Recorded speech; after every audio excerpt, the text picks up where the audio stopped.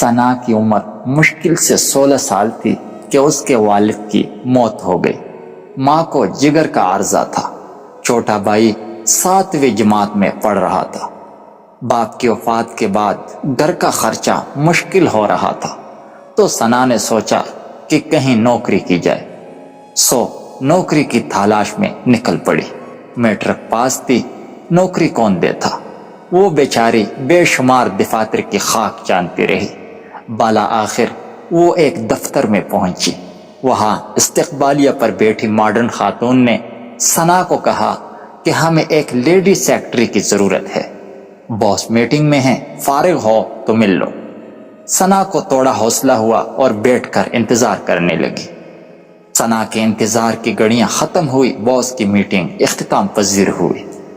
باس نے اندر بلایا۔ جیسے ہی ثنا دفتر میں داخل ہوئی، باس نے دیکھتے ہی چیخنا شروع کر دیا کہ تم کسی مدرسے میں پڑھنے آئی ہو یا جاب کے لیے آئی ہو؟ ثنا ایک مشرقی لڑکی جو نقاب برقع میں تھی۔ ثنا ایک دم چکرا سی گئی کہ وہ پاکستان میں ہیں یا یورپ میں، جہاں برقع پہننے پر اتنا غصہ کیا جا رہا ہے۔ انہی سوچوں میں گم تھی کہ باس نے کہا، جاؤ یہ برقع اور نقاب اتار کے آؤ۔ ثنا نہ چاہتے ہوئے بھی باہر چلی گئی اور برقع نقاب اتار کے آ گئی۔ جیسے ہی اندر داخل ہوئی تو باس کے چہرے کی شیطانی مسکراہٹ نے ثنا کا استقبال کیا۔ باس نے ثنا کی خوبصورتی کی تعریف کی، پھر یہ پوچھنے لگا کہ پہلے تم نے کہیں جاب کی ہے، پبلک ڈیلنگ آتی ہے، وغیرہ وغیرہ۔ تعلیم کے بارے میں کوئی سوال نہ پوچھا گیا۔ ثنا تذبذب کا شکار تھی کہ یہ کیسا انٹرویو ہو رہا ہے، لیکن اس کو نوکری چاہیے تھی، سو وہ وہاں ہاں یا نہ میں جواب دیتی رہی۔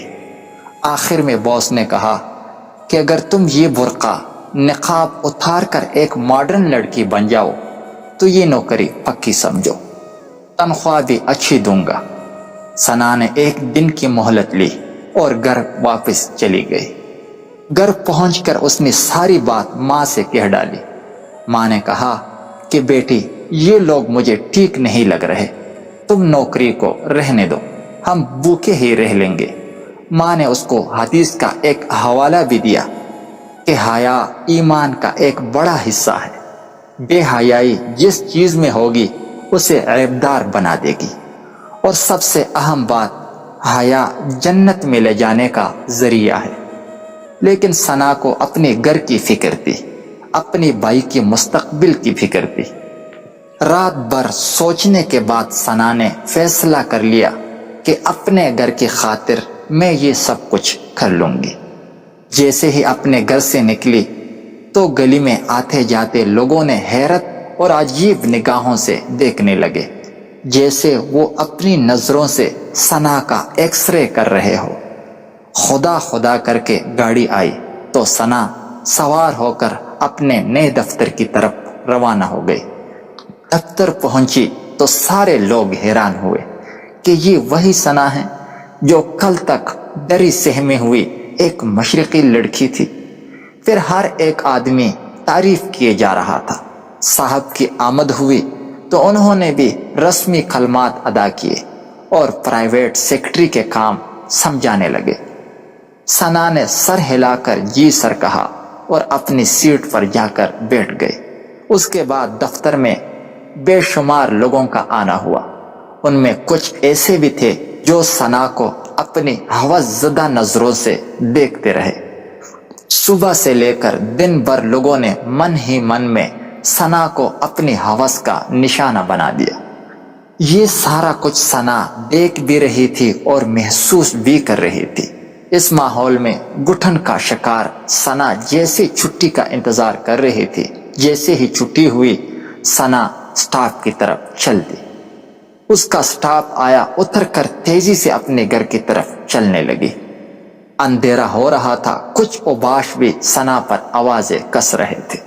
جیسے ہی گھر کے اندر داخل ہوئی، اپنے بیگ ایک طرف پھینکا اور دروازے کو کھنڈی لگا کر بستر پر لیٹ گئی اور آنکھیں بند کر لی، اور ایسا محسوس کر رہی تھی جیسے اس کا بدن تیروں سے چھلنی ہو چکا ہے۔ اس کے جسم سے خون بہہ رہا ہے اور سوچ رہی تھی کہ بنت ہوا کے ساتھ ایسا کیوں ہوتا ہے، اس کا کردار، اس کی قابلیت کیوں نہیں دیکھی جاتی، اس کا جسم اور لباس ان چیزوں پر کیوں حاوی ہے۔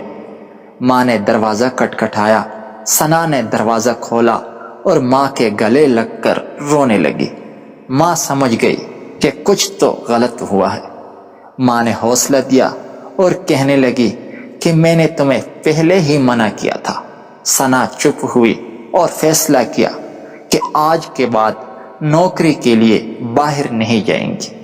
اس کے بعد ثنا نے گھر میں محلے کے بچوں کو ٹیوشن پڑھانا شروع کر دی اور گھر کا خرچہ چلانے لگی۔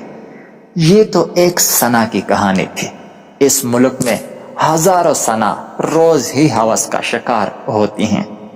میری آدم کے بیٹوں سے اتنی سی گزارش ہے کہ ہوا کی بیٹی پر یہ ظلم نہ کرے۔ آپ کے گھر میں بھی ہوا کی بیٹی ہے۔ اگر ویڈیو اچھی لگی ہو تو پلیز چینل کو ضرور سبسکرائب کیجیے گا۔